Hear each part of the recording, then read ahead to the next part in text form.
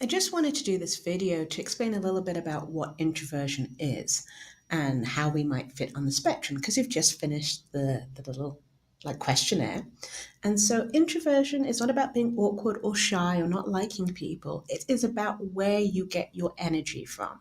Do you get your energy from spending time alone, or do you get your energy from spending time surrounded by lots of people? And this doesn't have to be something that is set in stone. This is something that can change over time, depending on your situation or what's going on. And a lot of people confuse introversion with a lot of different things. There are a lot of misconceptions out there about introversion. So I just wanted to sort of clarify that introversion is about where you get your energy from and how you find your balance.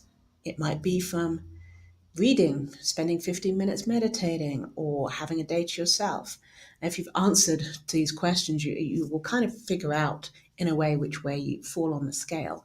No one is necessarily completely extrovert or completely introvert, but it's just somewhere along the line at any given time. So, thanks for taking the test. Now you know where you might land on that spectrum. If you want to find out more information about introversion or follow along what I do on a monthly basis, feel free to drop your email below.